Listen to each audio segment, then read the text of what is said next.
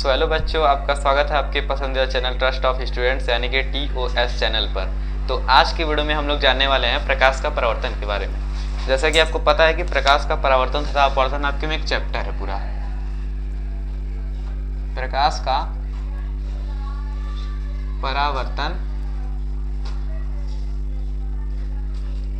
तथा अपवर्तन, ये पूरा क्या है हम लोग में चैप्टर है, हम लोग के क्लास 10th की साइंस बुक में। तो इसको जैसा कि हम 4 भागों में तोड़े हैं, 4 पार्ट में, जो आपका पार्ट 1, पार्ट 2, पार्ट 3, पार्ट 4 आएगा और लास्ट वाला पार्ट आपका न्यूमेरिकल आएगा। जो पार्ट 4 मतलब चारों पार्ट के बारे में जान लीजिए। तो सबसे पहला पार्ट आपका है प्रकाश का परावर्तन।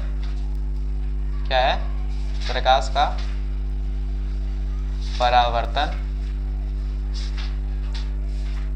सेकेंड पार्ट है आपका गोली दर्पण पे, गोली दर्पण पे परावर्तन।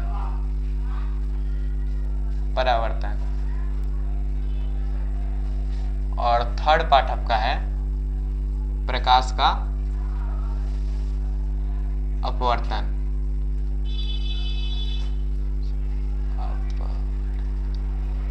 और एकदम लास्ट वाला जो पार्ट आपका है वो है आपका लेंस। क्योंकि ये चैप्टर जो है ब्रॉड है, बहुत ज्यादा ब्रॉड है, तो इसीलिए इसको 4 पार्ट में बांटा गया है। तो पहला है प्रकाश का परावर्तन, दूसरा है गोली दर्पण में परावर्तन, तीसरा है प्रकाश का अपवर्तन और चौथा है लेंस।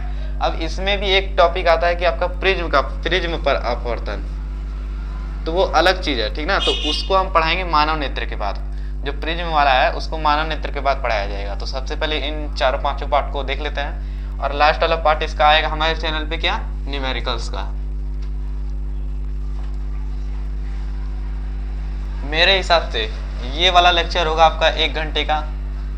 ये वाला लेक्चर होगा आपका शायद मुश्किल से जाएगा 1.5 घंटे, 1 घंटे 30 मिनट। और ये वाला जो लेक्चर रहेगा वो 1 घंटे बहुत है। इसके लिए तो 45 मिनट बहुत है, क्योंकि इसमें ज़्यादा कुछ नहीं है। अपवर्तन है, कांच के स्लैब पर अपवर्तन है और कुछ है टॉपिक्स छोटे मोटे। और लेंस में जो आपका स्थिति है, तो देखिए दर्पण की स्थिति और लेंस की स्थिति, इन सबको अलग से वीडियो में समझना पड़ेगा। जो होगा आपका आधे 1 घंटे का वीडियो होगा अलग से दोनों का। तो लेंस और दर्पण की स्थिति दोनों में हो जाएगी पूरी। तो एक होगा फिर न्यूमेरिकल्स का। तो चलिए स्टार्ट करते हैं अपना पहला लेक्चर।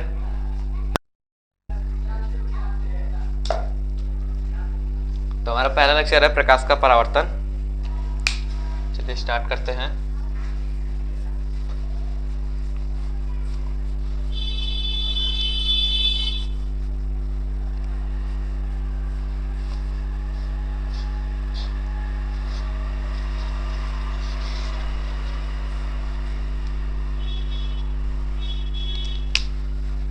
तो पहला है आपका लेक्चर पार्ट 1। कौन सा है? पार्ट 1, प्रकाश का परावर्तन।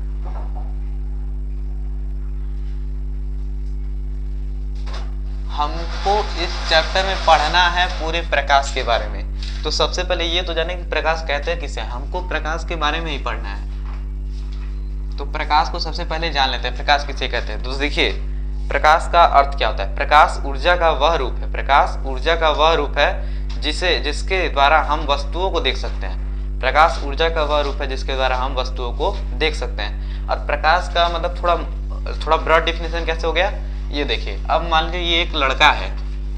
अब ये लड़का है, यहाँ पे सूर्य है, ठीक है। ये लड़का यहाँ पे सूर्य है। ये लड़का क्या करना चाह रहा है कि ये पेड़ को देखना चाह रहा है। पेड़ है, कोई वस्तु है, छोटी बड़ी। तब ये वस्तु को कब देख पाएगा? अब कुछ कहेंगे कि हाँ इसके पास आंख है, ये आंख से देख लेगा। आंख से देख लेगा। क्या अंधेरा होगा तो ये सूर्य नहीं रहेगा तब देख पाएगा? क्या नहीं देख पाएगा। तो इसका मतलब क्या, इसमें इस आंख की उतनी जिम्मेदारी नहीं है जिसमें उसकी सूर्य की जिम्मेदारी है। तो सूर्य की जो किरणें होती हैं, जब प्रकाश का अर्थ समझिए कि प्रकाश की किरणें, सूर्य के प्रकाश की किरणें जब किसी वस्तु पर आपतित होती है, सूर्य के प्रकाश की किरणें जब किसी वस्तु पर आपतित होती है, तो वह किरणें परावर्तित होकर हमारी आंखों तक पहुंचती है। आंखों के अंदर लेंस तक पहुंचती होगी, तो उसके कारण हमें वस्तुएं दिखाई देती है। अब पता चला कि आंख से मतलब नहीं होता है। पहले अगर किरण ही नहीं हो तो आंख 4 ठो आंख लगा लेंगे तो भी नहीं दिखेगा, अगर किरण नहीं रहेगा तो ये था प्रकाश के बारे में। तो प्रकाश का डिफिनेशन, छोटा सा डिफिनेशन लिख लेते हैं हम लोग।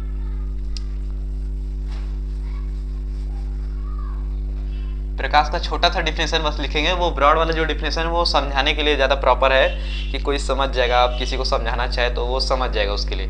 तो प्रकाश की छोटी सी डिफिनेशन जो है आपकी, प्रकाश ऊर्जा का वह रूप है, ऊर्जा का वह रूप है, वह रूप है जिसकी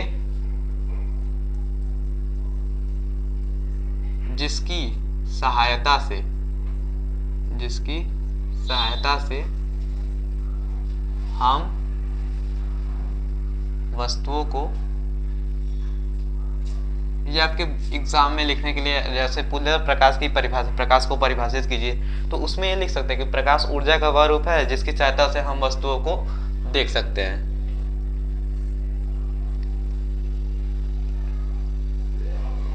और अगर टाइम आपके पास है, ज़्यादा टाइम है, तो वहाँ पे नीचे में लिख दीजिएगा नोट डाल के कि जब प्रकाश किसी वस्तु पर आपतित होता है तो वह प्रकाश की किरण, जब प्रकाश किसी वस्तु पर आपतित होता है तो वह प्रकाश की किरण हमारी आंखों तक पहुँचती है, जिसके कारण हमें वस्तुएं दिखाई देती है। तो वाला डिफिनेशन नोट डाल के लिख लीजिएगा जब आपके पास टाइम रहेगा तो आइए नेक्स्ट टॉपिक हमारा है प्रकाश स्रोत।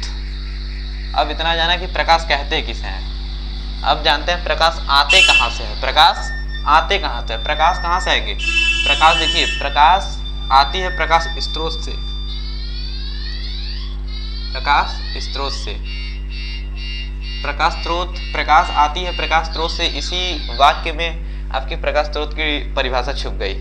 मतलब क्या, प्रकाश स्रोत कहाँ है? जहाँ पे ढेर सारी प्रकाश का समूह हो, जैसे प्रकाश किरणें जहाँ पे ढेर सारी हो, तो ऐसे जहाँ से प्रकाश किरणें निकलती हो।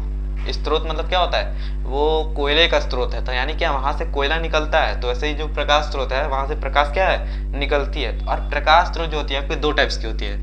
पहली होती है आपकी दीप्त प्रकाश स्रोत,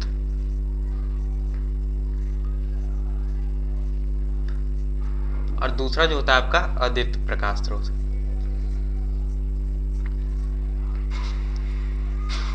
पहली दीप्त और दूसरा क्या होता है, अदीप्त। अब इस दीप्त की क्या खास बात है? इस दीप्त की एक खास बात है कि यह जो दीप्त प्रकाश स्रोत होते हैं, जिनके पास दीप्त प्रकाश स्रोत जैसी प्रक्रिया करने की क्षमता होती है, तो वो क्या करते हैं, स्वयं प्रकाश उत्पन्न करते हैं, स्वयं प्रकाश उत्पन्न करते हैं,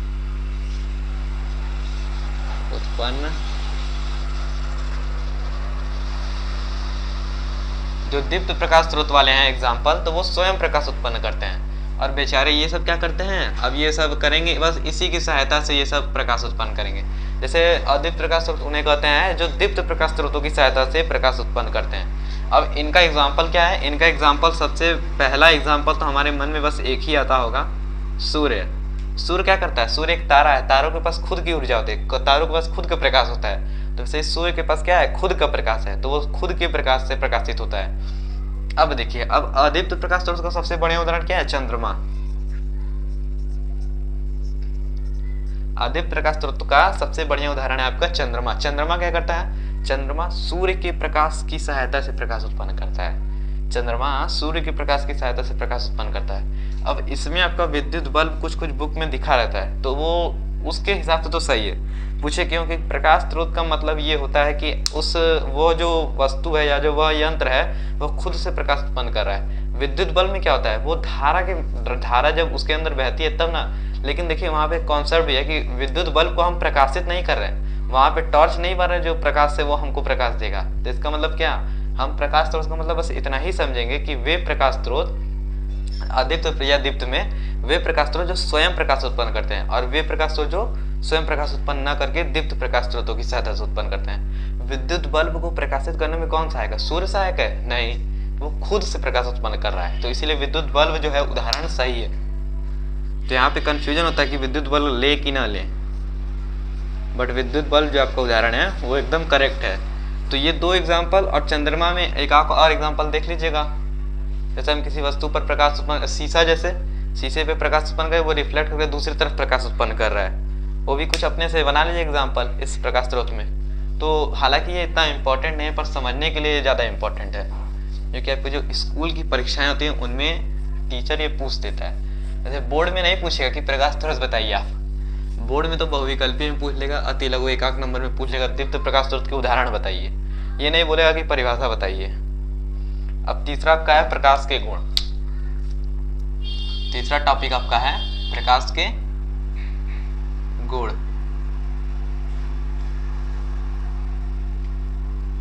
अब देखिए किसी भी गुण, कोई भी चीज का गुण पूछे एग्जाम में तो हमको लिखना है मात्र 6 पॉइंट। हमको लिखना है, इफिशियंट है इतना नंबर पाने के लिए 6 पॉइंट। अब ज्यादा से ज्यादा आपको गुण पता है तो लिखेंगे कितना, 8-10 पॉइंट लिखेंगे ज्यादा ज्यादा। पर अगर जिसको कम, एकदम कम पता करना है तो 6 पॉइंट या 5 पॉइंट करेगा। तो प्रकाश के गुण हम देख लेते हैं, 6 पॉइंट देख लेते हैं। तो सबसे पहला प्रकाश का गुण क्या है, प्रकाश सदैव सीधी रेखा में गमन करता है। प्रकाश सदैव सीधी रेखा में गमन करता है। प्रकाश किस रेखा में गमन करता है, सीधी रेखा में। अब वो जिस सीधी रेखा में गमन करता है ना, अब उसके बारे में भी हम जानेंगे कुछ देर बाद। प्रकाश सीधी रेखा में गमन करता है। दूसरा क्या, आपको जो प्रकाश होता है, यहाँ प्रकाश लिख लीजिएगा, प्रकाश सदैव विद्युत चुंबकीय तरंगों के रूप में, विद्युत चुंबकीय तरंगों के रूप में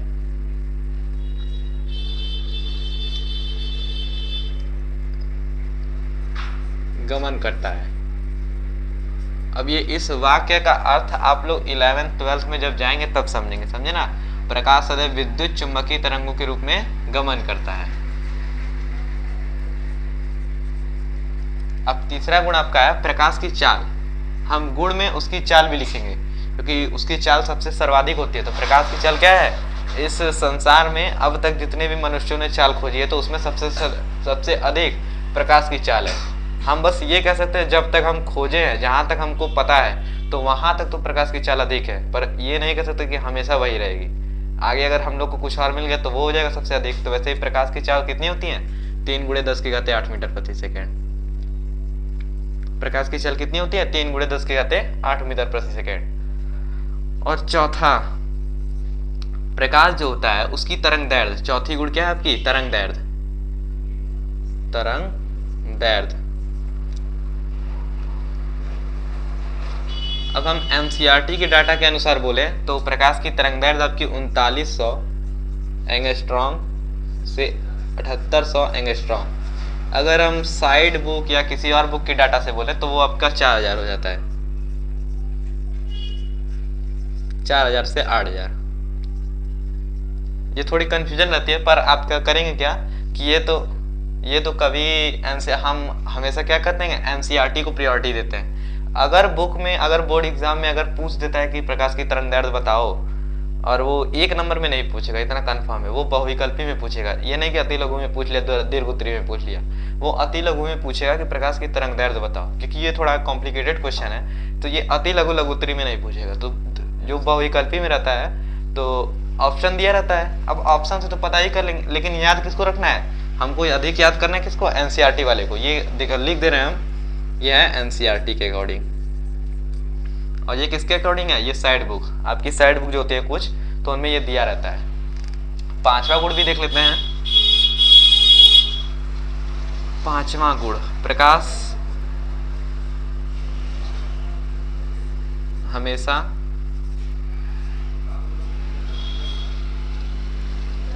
नहीं, प्रकाश को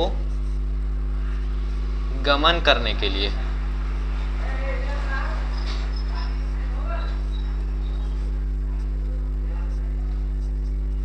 माध्यम की आवश्यकता नहीं होती। माध्यम की आवश्यकता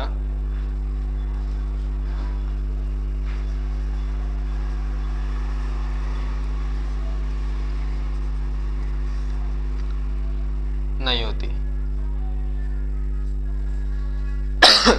इट मीन्स प्रकाश निर्वात में भी गमन कर सकता है। प्रकाश किसमें भी गमन कर सकता है? प्रकाश निर्वात में भी गमन कर सकता है।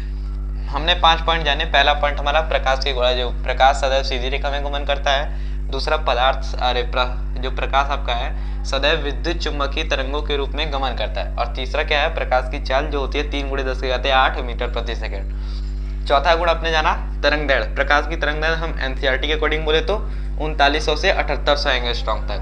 अब देखिए यहाँ पे एक जो एंगस्ट्रॉम वाली बात है, तो आप एंगस्ट्रॉम में नहीं याद करना चाहते हैं फिर भी याद करना पड़ेगा, जान लीजिए बस। एक एंगस्ट्रॉम बराबर होता है क्या? 10⁻⁻10 मीटर। तो ये जानते रहिए, काम ही देगा किसी न किसी दिन। 5 गुण हमने जान लिए, इतना सफिशियंट है जानने के लिए। अब लास्ट वाला जो आपका है, प्रकाश को गमन करने के लिए क्या होता है? माध्यम की आवश्यकता नहीं होती है। प्रकाश क्या होता है? निर्वात में भी गमन कर सकता है। ये नहीं कि निर्वात में नहीं। निर्वात का मतलब होता है खाली जगह, जहाँ पे कुछ ना हो, जहाँ पे कुछ ना हो वहाँ पे प्रकाश जा सकता है। तो बस। और नेक्स्ट टॉपिक हम देखते हैं प्रकाशिक माध्यम। नेक्स्ट टॉपिक क्या है? प्रकाशिक माध्यम।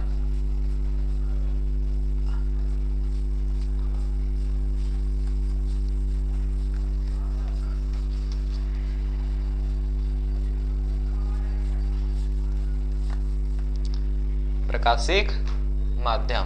तो प्रकाशिक माध्यम से जाने से पहले कुछ बच्चे सोच रहे हैं हमको इस चैप्टर में कितना टॉपिक पढ़ना है, आज के लेक्चर में कितना टॉपिक पढ़ना है। तो टॉपिक यहाँ पे लिख लीजिए एक साइड में, आपको क्या क्या पढ़ना है आज के लेक्चर में। सबसे पहले तो आपको प्रकाश पढ़ लिए, फिर उसके स्रोत पढ़ना है, प्रकाश स्रोत वो भी जान लिए। अब प्रकाश के गुण भी जान लिए।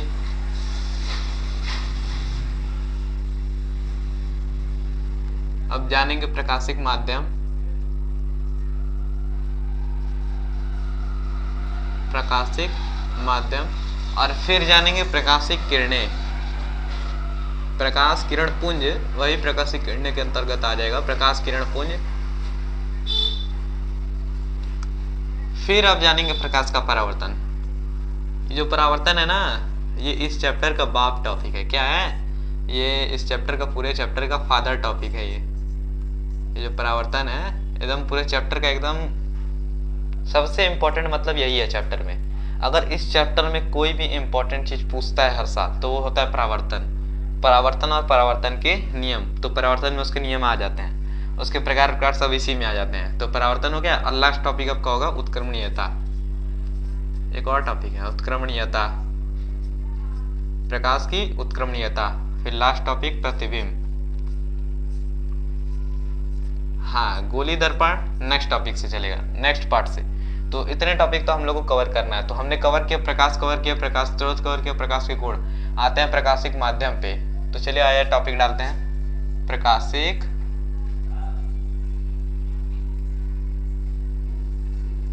माध्यम। तो प्रकाशिक माध्यम डाल देते हैं टॉपिक अपना। तो एक सेकंड बस, इंक थोड़ा डाल लेते हैं।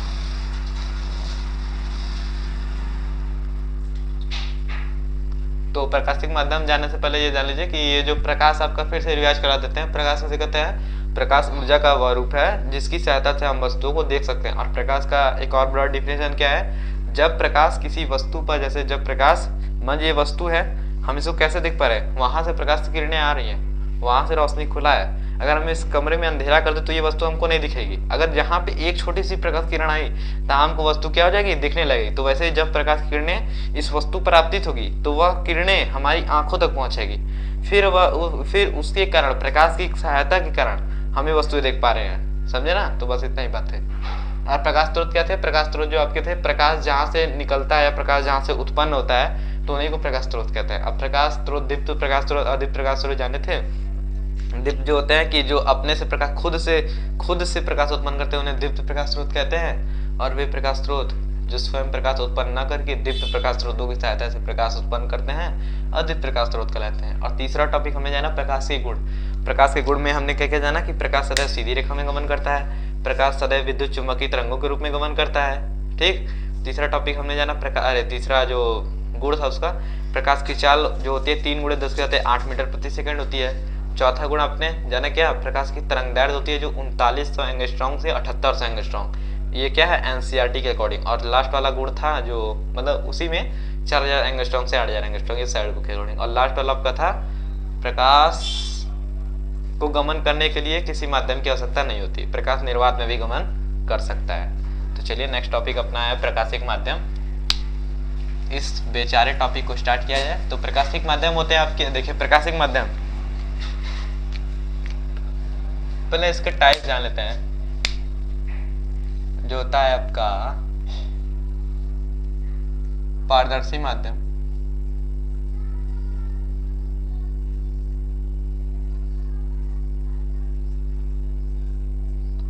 अपारदर्शी माध्यम,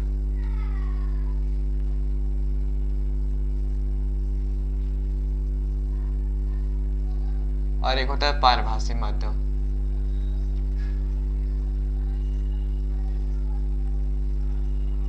इन सब में से सबसे बढ़िया माध्यम यही है, सबसे बढ़िया माध्यम, ठीक है ना। तो सबसे पहले पारदर्शी माध्यम के बारे में जानते हैं। पारदर्शी माध्यम किसे कहते हैं? तो पारदर्शी माध्यम वह माध्यम जिसमें प्रकाश आर पार हमको जा सके, जिसमें प्रकाश जो गमन हो उसका गमन पथ क्या हो, आर पार हो जाए, वह रुके ना, वो सीधा जैसे जैसे ये प्रकाश किरणें यहाँ से आ रही हैं, यहाँ से आ रही है, हमने एक पारदर्शी माध्यम लगा दिया तो ये प्रकाश किरणें रुकेंगी भी नहीं, तुरंत आर पार पारदर्शी हो गया।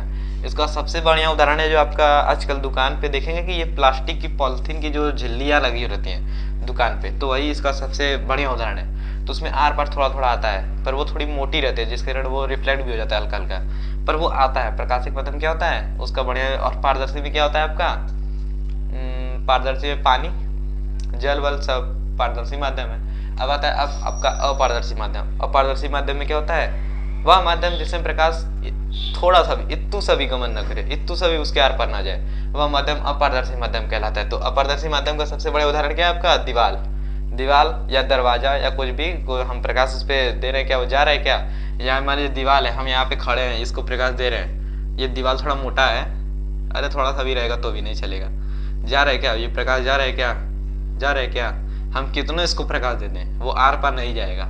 क्यों नहीं जाएगा, क्योंकि वो दीवाल है बेचारा। एक सेकेंड और दिक्कत हो गया,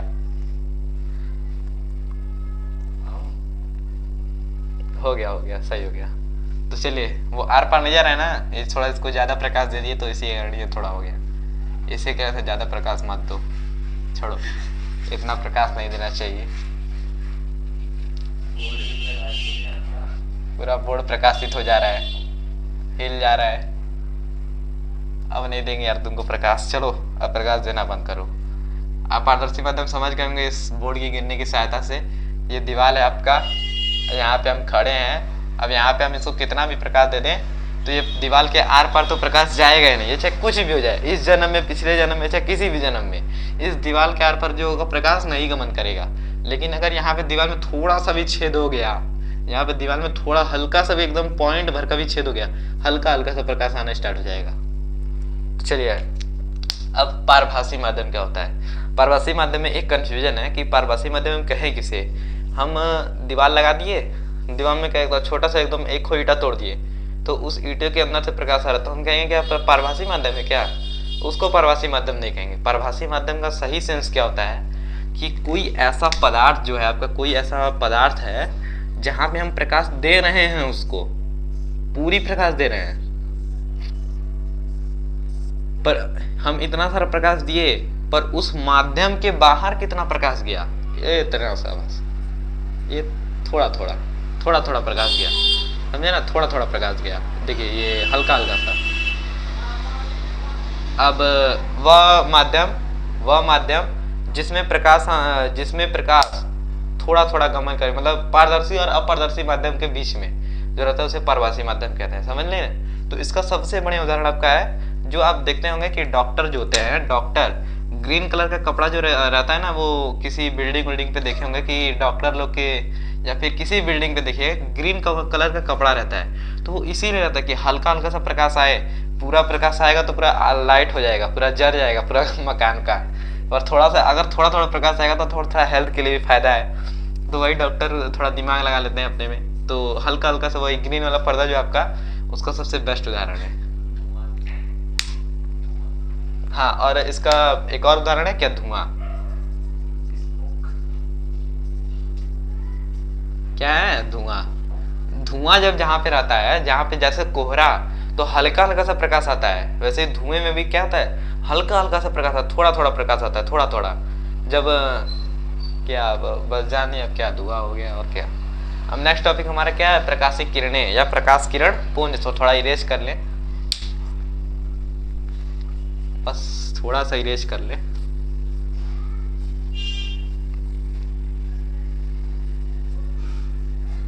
अब प्रकाशिक किरणें के बाद तो एक मजेदार टॉपिक आता है, उसको पढ़ने में तो आनंद आ जाएगा।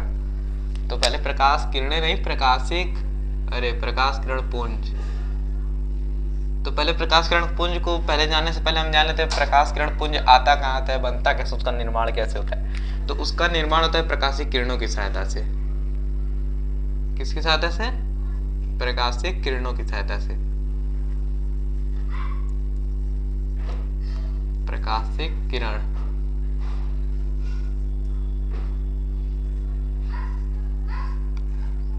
चलिए जानते हैं प्रकाशिक किरण किसे कहते हैं। प्रकाशिक किरण, प्रकाश सीधी रेखा में गमन करता है, तो हमको पता है प्रकाश क्या होता है, सीधी रेखा में गमन करता है, ये तो हमको पता है। अब प्रकाशिक किरणें यहाँ पे क्या होते हैं, प्रकाश जिस पथ पर गमन करता है, प्रकाश जिस पथ पर, जैसे हम चलते हैं तो अब हम कह दें कि हम सीधे जा रहे हैं, हम सीधे जा रहे हैं, पर हमको ये नहीं पता है हमारा रास्ता कैसा है, हमारा रास्ता उबड़ खाबड़ है, समतल है, जो भी है। तो वैसे ही हम सीधे जा रहे हैं, तो इसका मतलब ये नहीं हो कि हम सीधे जा रहे तो वो हमारा पथ हो गया, वो हमारा रास्ता हो गया। सीधे रास्ता नहीं हुआ, ये रास्ता तो हमारा सड़क हुआ ना, ये बेचारा सड़क कैसा है वो तो डिपेंड कर रहा है। तो वैसे ही प्रकाश जो होता है, प्रकाश को भी थोड़ा मतलब, प्रकाश जिस पथ पर गमन करता है, जैसे प्रकाश तू यहीं से आया, एकदम ऐसे एकदम आया, तो जिस पथ पे आ रहा है, जिस पथ पे आ रहा है तो उसे क्या कहेंगे, प्रकाशिक किरणें कहेंगे। प्रकाश कैसे आ रहा है, जिस पथ पे आ रहा है उसे क्या कहेंगे, प्रकाशिक किरणें कहेंगे। अब प्रकाशिक किरणें जहाँ पर इकट्ठा होती हैं या जहाँ से निकलती हैं, या प्रकाशिक किरण मतलब प्रकाश किरण पुंज हम उसी को कहते हैं, प्रकाशिक किरणों के समूह को, प्रकाशिक किरणों के समूह को, प्रकाशिक किरण जो प्रकाशिक किरण आपका है उसका समूह बन गया। अब इससे क्या बन गया, प्रकाश किरण पुंज बन गया।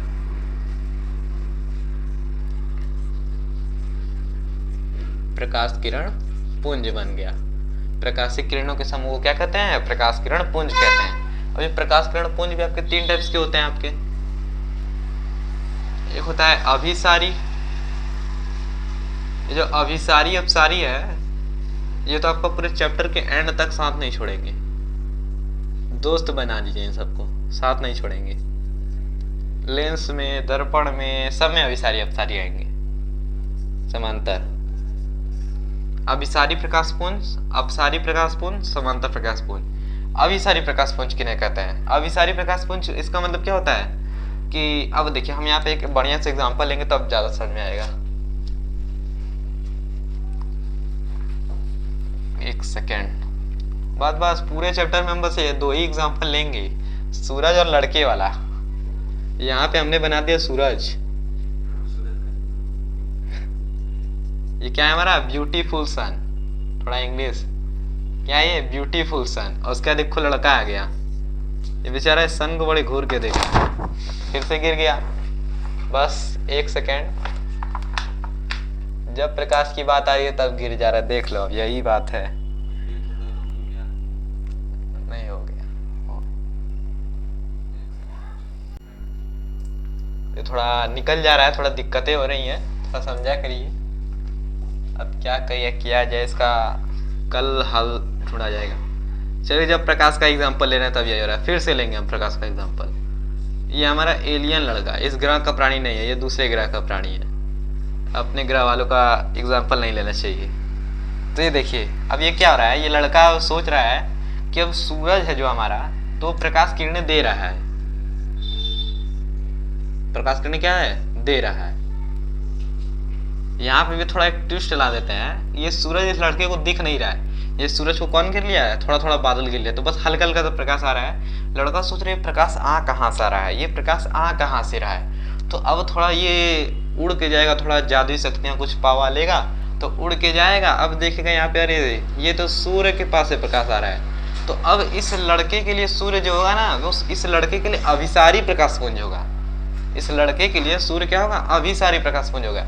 अभिसारी प्रकाश पुंज का अर्थ क्या होता है कि जब प्रकाश किरणें एक ही बिंदु से आए, जब प्रकाश किरणें एक ही बिंदु से आए या आती हुई प्रतीत हो रही हो, तो उससे बने पुंज को, उससे बने समूह को हम अभिसारी प्रकाश पुंज कहते हैं। तो वैसे ही इस लड़के के लिए ये जो क्या है, ये अभिसारी प्रकाश पुंज है, क्योंकि ये क्या हो रहा है, ये प्रकाश किरणें इसकी तरफ आ रही हैं।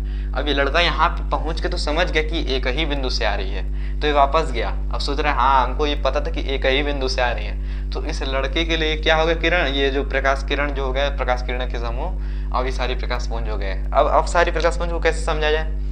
अब हम इस लड़के, ये एक लड़का यहाँ पे है और अंतरिक्ष में सूर्य से थोड़ा दूर, ज्यादा दूर, थोड़ा सा रहेगा जल जाएगा, ज्यादा दूर एक स्पेसशिप है जो यहाँ पे है। अब यहाँ पे एक लड़का, मतलब हम खूब बड़ा एकदम मजबूत टेलीस्कोप ला दिए, एकदम जादुई शक्ति वाला टेलीस्कोप, तो इस स्पेसशिप में इसको देख रहे हैं। अब देखिए, अब इस लड़के के लिए प्रकाश किरण जो कि अपसारी होगी।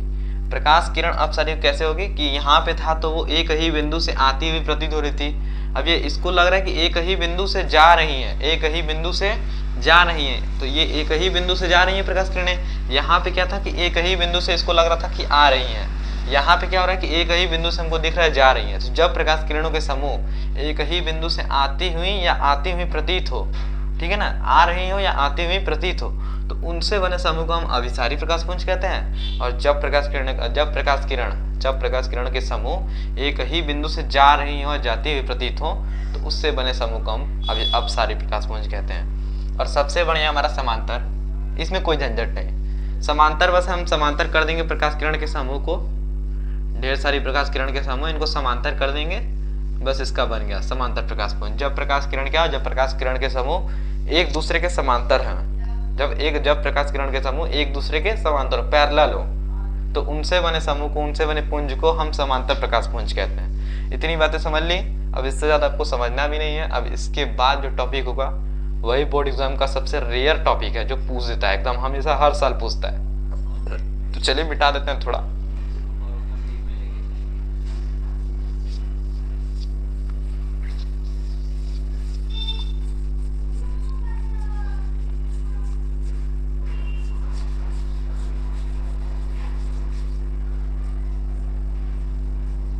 थोड़ा मजेदार टॉपिक अब स्टार्ट होने वाले हैं, सब्र करिए बस थोड़ा।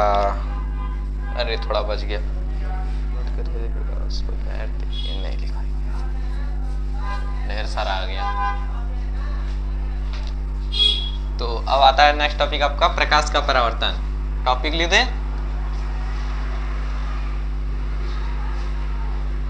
अब हम पढ़ने वाले हैं इस चैप्टर का सबसे इंपॉर्टेंट टॉपिक, प्रकाश का परावर्तन।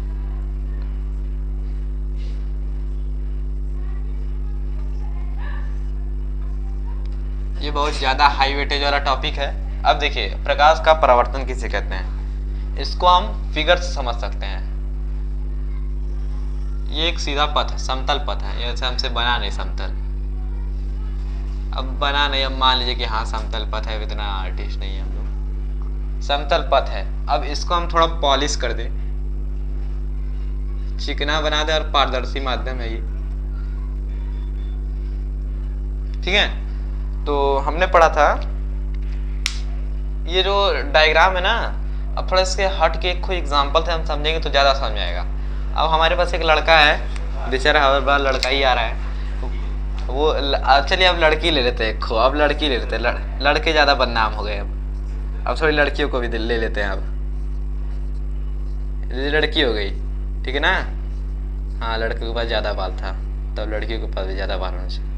अब ये लड़की क्या की, अब ये लड़की ली एक पारदर्शी माध्यम, चलिए शीशा ही को ले लेते हैं। लड़की आईना ली, देखते देखते अपना चेहरा, तो ये सोच रही है कि हम आईने में देख रहे हैं, और थोड़ा सा एक्सपेरिमेंट करने का मूड हो गया। अब क्या होगा, इसको एक्सपेरिमेंट करने का मूड होगा। तो ये लड़की क्या ली, शीशा ली, अब बाहर गई अपने आंगन में, सूर्य तो आ ही रहा है, सूर्य तो आ ही रहा है, सूर्य की किरणें जो हो रही हैं आ ही रही हैं। तो आंगन में गई, यहाँ पे अब इस शीशे को रख दी, अब ये शीशे को क्या ही रख दी, क्या की रख दी।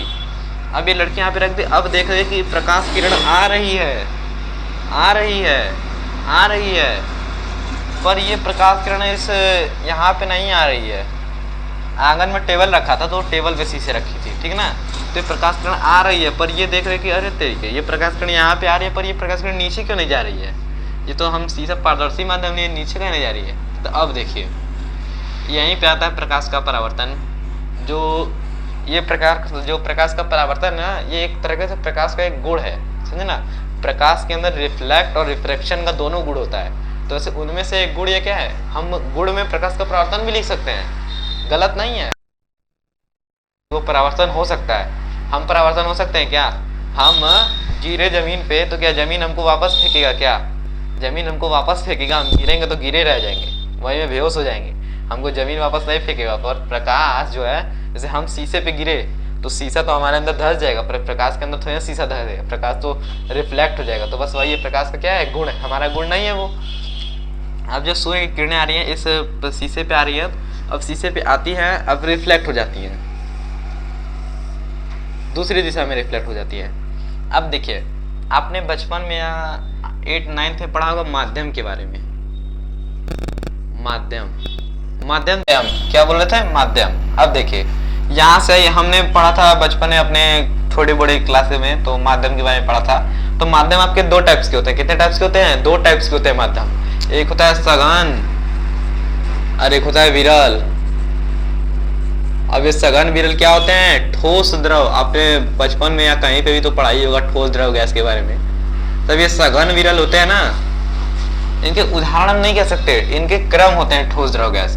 तो इनके क्रम देख लीजिएगा कि सघन में ठोस द्रव गैस का क्रम क्या होगा। सघन में ठोस, थोड़ा दूर करें, ठोस द्रव गैस का क्रम क्या होगा सघन में। सघन में ठोस सबसे अधिक सघन, उसके बाद द्रव, उसके बाद गैस। और विरल में क्या होगा, विरल में आपका गैस द्रव ठोस हो जाता है। बस बहुविकल्पी में पूछता है, इतना बात याद रखिए कि सघन माध्यम का जो होता है क्रम क्या है, विरल माध्यम का क्रम क्या है। तो सबसे अधिक विरल होता है आपका गैस। अब सघन, अब विरल को समझना सबसे बढ़िया है सघन, सघन, घन। हम बोल रहे हैं तो क्या रहा है, थोड़ा घन सघन, थोड़ा हो रहा है ना, कुछ हो रहा है ना, सघन भारी लग रहा है, यानी क्या भारी। सबसे भारी क्या, ठोस, उससे भारी क्या, द्रव, उससे भारी क्या, गैस, ठीक है ना। अब थोड़ा सब इरेज करें, अब प्रकाश के परावर्तन पे आते हैं। ये लड़की यहाँ पे जा रही है, अब वही सघन विरल। अब सघन विरल को हम इस डायग्राम की सहायता से समझेंगे। हम लड़की का एग्जांपल ले ले, बहुत बढ़िया किए। कट रहा है क्या, हाँ तो पूछ लेते थोड़ा। अब आते हैं अपने प्यारे से डायग्राम पे। तब देखिए अब यहाँ पे सूर्य है, सूर्य है। सूर्य की प्रकाश की किरणें या कहीं से भी हम प्रकाश की किरणें किसी समतल पारदर्शी माध्यम तल पर हम प्रकाश की किरणें जब आपतित करते हैं, ये जो आती हुई किरण होती है ना, इसी को हम आपतित किरण बोलते हैं। इसी को क्या बोलते हैं, हम इसी को बोलते हैं आपतित किरण।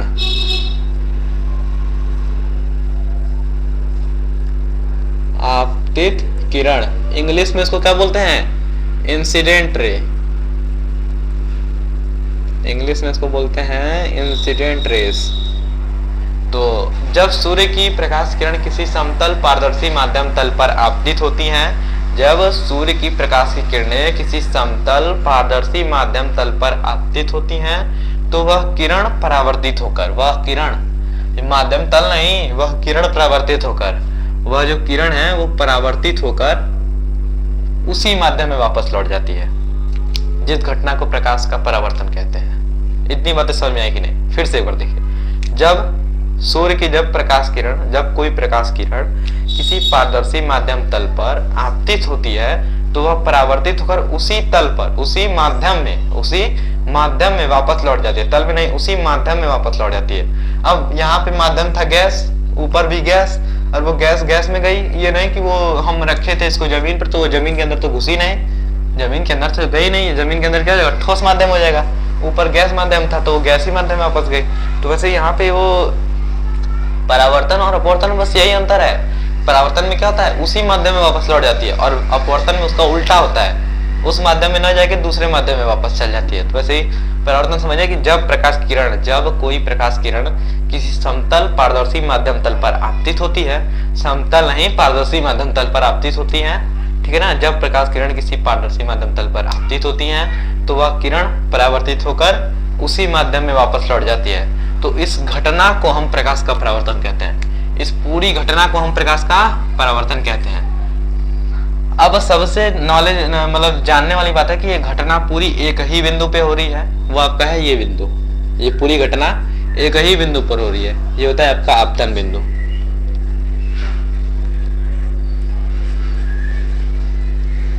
ठीक है, ये आपतन बिंदु पर पूरी घटना हो रही है।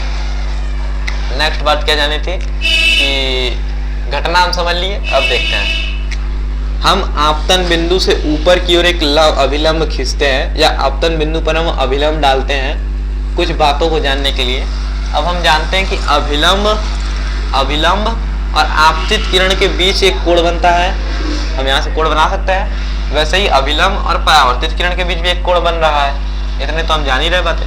ये किरण की परावर्तित किरण, परावर्तित किरण इंग्लिश में बोले तो रिफ्लेक्शन रे, रिफ्लेक्ट रे। तो जब अभिलंब जब हम गिराते हैं तो अभिलंब और आपतित किरण के मध्य एक कोण बनता है जिसे हम क्या कहते हैं, एंगल आई। हम क्या कहते हैं, एंगल आई। और एंगल आई को हम क्या कहते हैं, ये जो आपका है परावर्तन कोण है। क्या है, परावर्तन कोण, अरे आपतन कोण। एंगल आई क्या है आपका, आपतन कोण। परावर्तन आपतन कोण, एंगल आई क्या है आपका, आपतन कोण। अब देखिए, अब अभिलंब और परावर्तित किरण के मध्य एक कोण बनना है, इसको हम कहते हैं एंगल आर। अरे हम एंगल आर कुछ लिए नहीं है ज्यादा, इंसिडेंट का आई ले लिए, रिफ्लेक्ट का रे आर ले लिए। इंसिडेंट का आई, रिफ्लेक्ट का आर, बस एंगल आई एंगल आर बता दिए, ठीक है ना। तो एंगल आई और एंगल आर, ये इसको क्या कहते हैं हम, परावर्तन कोण, आपतन कोण, परावर्तन कोण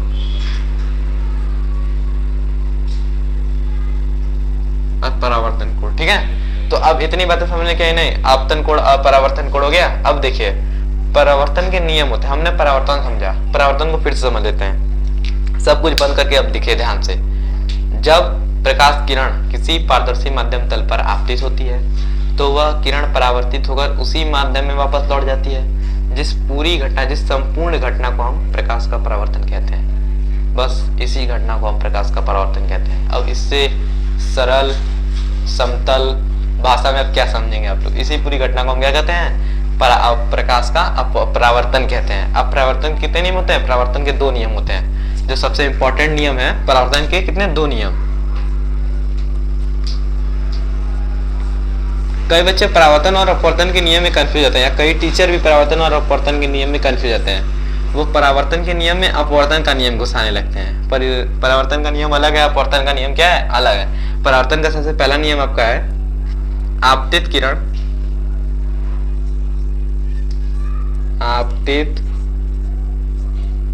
परावर्तित किरण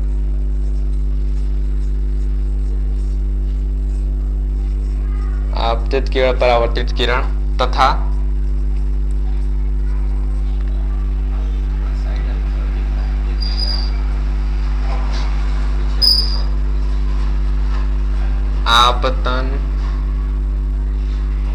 आपतन बिंदु पर डाला गया अभिलंब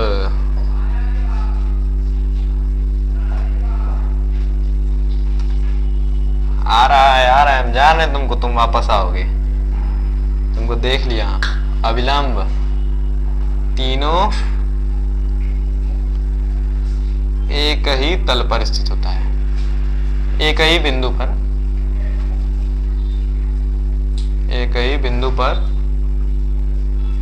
स्थित होता है। एक ही तल, एक ही बिंदु पर स्थित होता है। दूसरा नियम अभी तो बताया, दूसरा नियम एंगल आई बराबर एंगल आर। मतलब आपतन कोण और परावर्तन कोण सदैव क्या होते हैं, बराबर होते हैं। एंगल आई बराबर एंगल आर। मान लीजिए अगर 30 डिग्री बना तो ये वो 30 डिग्री बनेगा, ये ज्यादा नहीं बनेगा, ठीक ना।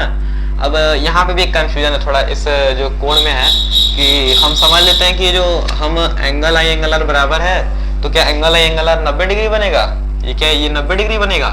नहीं, यहाँ पे थोड़ा ट्विस्ट है कि angle I angle R 90 degree कभी नहीं बनेगा।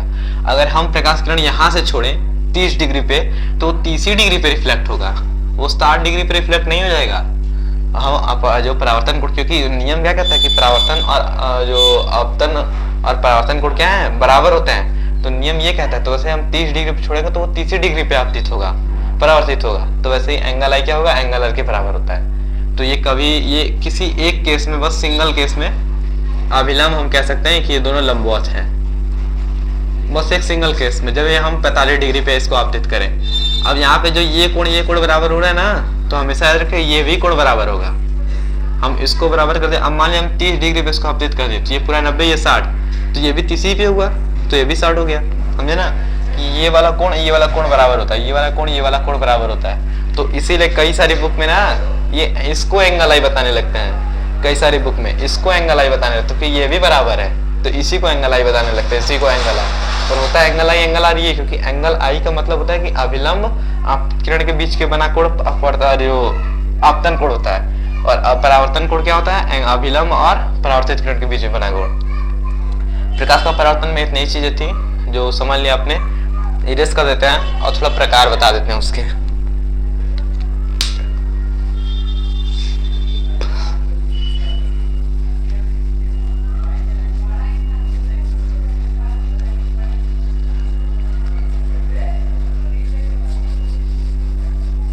क्या बताते हैं आप, थोड़ा उसका प्रकार बता दें। देखिए परावर्तन के प्रकार किसी भी पेपर में शायद पूछा गया हो कि ना हो, कोई ठीक नहीं कह सकते, वो आज तक तो मेरे हिसाब से तो नहीं है पूछा गया होगा।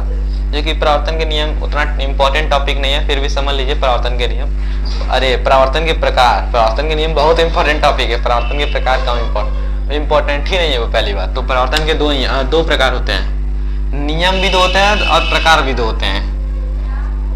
पहला होता है आपका परावर्तन के प्रकार ना, नियमित परावर्तन। हम बस थोड़ा समझा रहे हैं इसको, नियमित और अनियमित। नियमित वही परावर्तन जो अभी कर क्या है, समतल पृष्ठ, आपतित, अभिलंब, कोण बना, ये बना, ये बना, ये बना, बस यही सब। अनियमित में क्या था, हम बना देते हैं उबड़ खाबड़ पृष्ठ,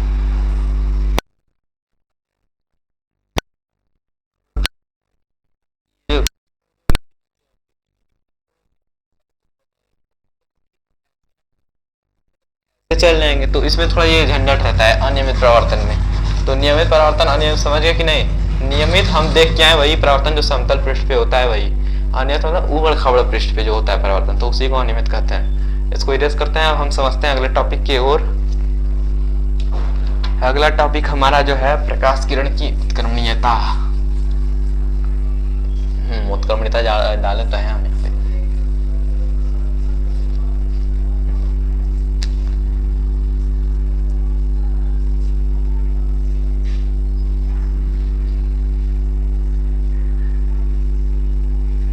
प्रकाश की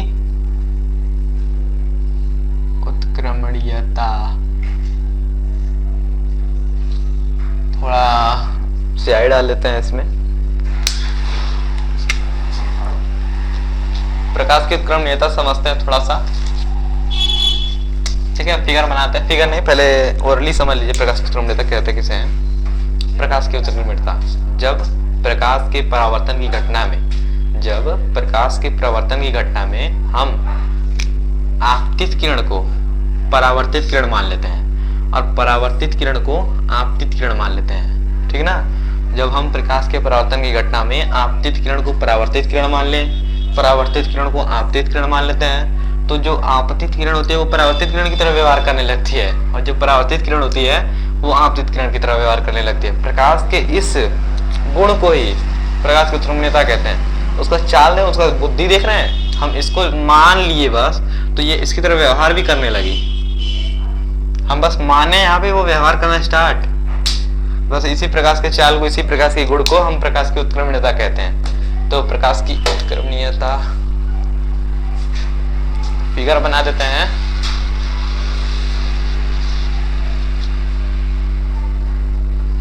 फिगर बना देते हैं प्रकाश की उत्क्रमणीयता का। हम दो लेंगे, दो समतल पृष्ठ लेंगे।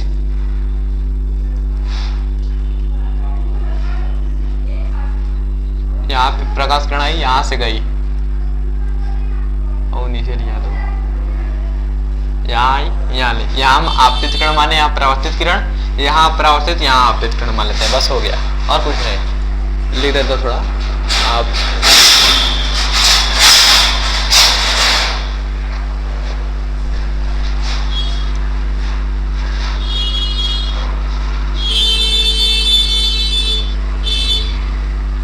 इससे परावर्तित किरण,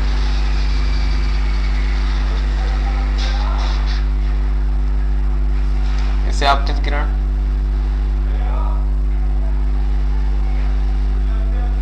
इससे परावर्तित किरण। अरे सॉरी, यहाँ पे परावर्तित मानना है।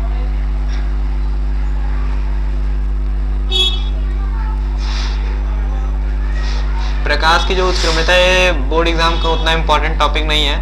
हम इतना याद रखेंगे, हमको प्रकाश का परावर्तन बताया गया तो हम प्रकाश के परावर्तन को हम पूरे 10वीं क्लास तक, 11वीं क्लास तक, जब तक याद रख सके उसको याद रखेंगे। अभी तक तो हमको यही इम्पोर्टेंट टॉपिक अभी बताया गया है तो हम बस यही याद रखेंगे और कुछ नहीं याद रखेंगे। और प्रकाश याद रख लेंगे। प्रकाश जो हम ये बताइए, हम नंबर पाने के लिए नहीं ना पढ़ रहे हैं। अगर हमसे कोई पूछ लिया प्रकाश का परावर्तन पढ़े हो, अब वो पूछे झटके से प्रकाश क्या होता है हमको ये बता दो। जैसे नंबर, हम जैसे मैथ में जो होता है नंबर हम पढ़ते हैं, अब हमसे पूछ लिया जाता है संख्या किसे कहते हैं, तो आधे तो ढेर हो जाते हैं संख्या किसे कहते हैं हमें। जो कुछ जो सही से पढ़े होते हैं समझदारी से, तो वही बता पाते हैं संख्या किसे है। तो वैसे ही यहाँ पे वही बात है कि प्रकाश का परावर्तन जो है ना, ये टॉपिक है, तो इसमें हम प्रकाश के बारे में पढ़ रहे हैं। तो ये तो पहले जान ले प्रकाश कहते हैं किसे है। हम जिस चीज के बारे में पढ़ते हैं सबसे पहले उसको जान लेते हैं कि वो चीज हम जिसके बारे में पढ़ रहे हैं वो आखिर वो है क्या। उस चीज से रिलेटेड तो सब कुछ रहता है बुक में, सब कुछ, बहुत अपार चीजें बुक में रहती है, पर उस चीज को कुछ बुक में तो वो चीज ही नहीं रहती जिसके बारे में हम पढ़ रहे हैं। हम खुद को पता नहीं रहता कि हम उसके बारे में पढ़ रहे हैं कि नहीं पढ़ रहे हैं, बस यही दिक्कत है। तो वही प्रकाश का जो डिफिनेशन है वो आपको याद करना जरूरी है, एकदम कंपलसरी जरूरी है, नंबर के बेस पे नहीं, समझने के बेस पे बस।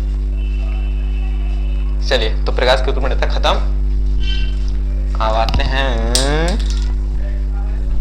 प्रतिबिंब पे।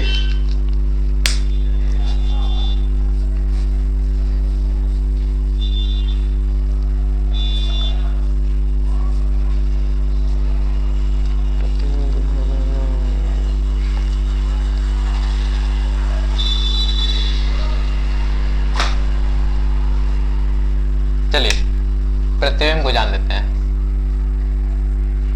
नया मेहमान, प्रतिबिंब इंग्लिश में क्या कहते हैं? इमेज। प्रतिबिंब को एक बार समझ लीजिए। देखिए, प्रतिबिंब को समझ लेते हैं कि जब प्रकाश किरणें किसी एक बिंदु से निकलते हैं, जब कोई प्रकाश किरण किसी बिंदु से आ रही है, मान लीजिए प्रकाश किरण है, अब यहाँ पे एक बिंदु बना दें, इसी बिंदु से प्रकाश किरण आ रही है, तो यह परावर्तन या अपवर्तन या परावर्तन किसी के बाद भी जिस बिंदु पर अंत में मिलेगी तो उसी बिंदु को हम उस वस्तु का प्रतिबिंब कहते हैं। अब यहाँ पे थोड़ा परावर्तन और प्रतिबिंब में थोड़ा बढ़िया रिलेशन है, जो जिसे प्रतिबिंब का तो सारा झंझट ही खत्म समझने का। देखिए, हालांकि आप अपवर्तन पढ़े नहीं है, पर थोड़ा समझ लीजिए। अपवर्तन में भी प्रकाश के परावर्तन में जो होता है ना, प्रकाश के परावर्तन में प्रकाश रिफ्लेक्ट ऊपर की ओर करती है, और अपवर्तन में वही किरण जो होती है नीचे आने लगती है, वो हल्का सा अविलंब से दूर हटती है या अविलंब के पास आती है। तो यही दो केस होते हैं। तो हम यहाँ पे मान लें थोड़ी देर के लिए दूर हट रही है, यहाँ से भी दूर हट रही है, ठीक है ना, ठीक है। तो अब देखिए, अब हम प्रतिबिंब को समझते कैसे। हमने डेफिनेशन क्या बोला कि जब किसी एक बिंदु से चलने वाली प्रकाश किरण परावर्तन या अपवर्तन के पश्चात जिस बिंदु पर मिलती हैं, किरण होती है जो जिस बिंदु पर मिलती हैं तो उसी बिंदु को वस्तु का प्रतिबिंब कहते हैं।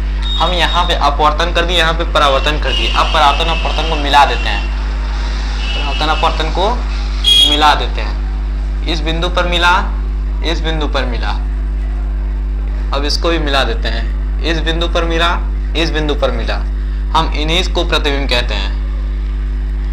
अब हम ये समझ रहे हैं कि हम ग्राफ पढ़े होंगे तो नीचे माइनस वाले रहते हैं, सब ऊपर प्लस वाले रहते हैं। तो इसका मतलब क्या कि माइनस प्रतिबिंब बना क्या, हमारा उल्टा प्रतिबिंब बना क्या। हाँ सही बात, एकदम उल्टा प्रतिबिंब। ये क्या बना, आभासी प्रतिबिंब बना। और ये क्या बना, वास्तविक प्रतिबिंब बना।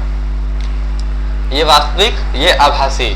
सॉरी, वास्तविक हमेशा उल्टा होता है, आभासी हमेशा सीधा प्रतिबिंब होता है। प्रतिबिंब का सेंस ही है कि वो वास्तविक रहेगा तो वो उल्टा ही रहेगा, और आभासी हमेशा क्या होता है, सीधा होता है। ठीक, आभासी सीधा होता है और प्रतिबिंब जो वास्तविक होता है वो उल्टा होता है। बस यही बात है, यही है प्रतिबिंब का।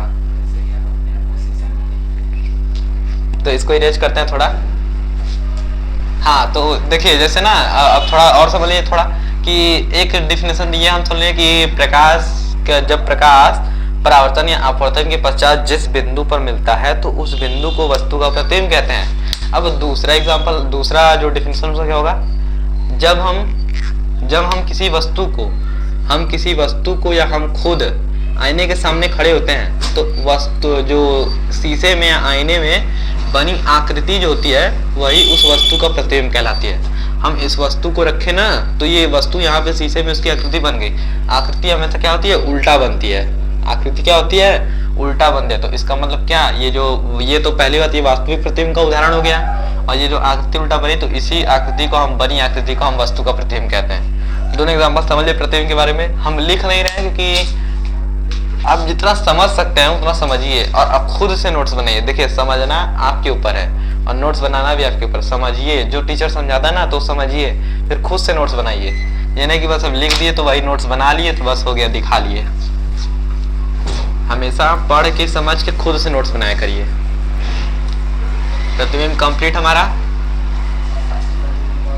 और थोड़ा वास्तविक प्रतिबिंब, आभासी प्रतिबिंब के बारे में जान लेते हैं। वास्तविक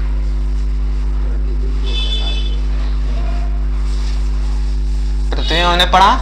अब प्रतिबिंब के प्रकार यहाँ पे छूट गया है तो हम यहाँ बता देते हैं। प्रतिबिंब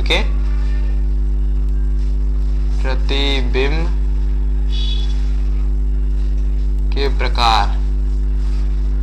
ओहो, प्रतिबिंब के दो प्रकार होते हैं, वास्तविक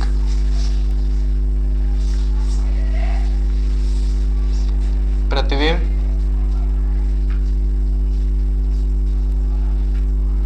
दूसरा आपका आभासी प्रतिबिंब।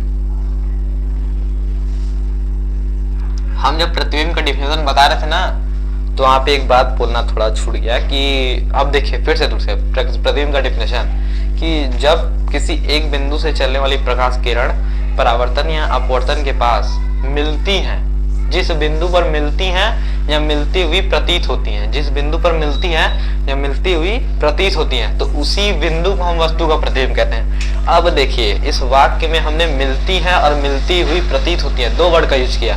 तो जब मिलेंगी, वास्तव में मिलेंगी तो वो होगा वास्तविक प्रतिबिंब। अब जब हमको प्रतीत हो रहा है, जब हमको लग रहा है कि हाँ मिल रहा होगा, हमको क्या हो रहा है, लग रहा है कि मिल रहा होगा। जैसे इनफाइनाइट होता है तो हमको लगता है कि हाँ इनफाइनाइट में कुछ नंबर होगा, तो हम क्या कहते हैं वो अनंत है, वो अनंत है, ठीक है ना, तो हम उसको दे दिए वर्ड, वो अनंत है। तो वैसे जब हमको लग रहा होगा तो हमको आभासी प्रतिबिंब मान लेना है, क्योंकि प्रतिबिंब हमेशा उल्टा बनता है। अब हमको यहाँ पे आभासी प्रतिबिंब मान लेना है कि मानने में क्या रखा है, मान लीजिए चुपचाप आभासी प्रतिबिंब बनता है, हमको लग रहा है तो मान लिया आभासी प्रतिबिंब बनता है। जैसे अनंत को वास्तव में अनंत होता नहीं है, हमको लग रहा था कि उस संख्या को हम कहें क्या, तो हमने एक वर्ड खोल लिया कि अनंत कहेंगे उसको, ठीक। तो वैसे यहाँ पे आभासी प्रतिबिंब है कि हमने बस मान लिया कि वो आभासी प्रतिबिंब है। आभासी इन द सेंस कि वो एग्जिस्ट नहीं है, आभासी प्रतिबिंब बनता नहीं है, समझे ना। हमारा बस एक मानी गई कल्पना है कि आभासी प्रतिबिंब बनता होगा, पर आभासी प्रतिबिंब बनता नहीं है, ये बात रखिए। अब यहाँ पे हम कह रहे हैं इतना जितना प्रूफ मिला है आज तक तो आभासी प्रतिबिंब नहीं बनता है।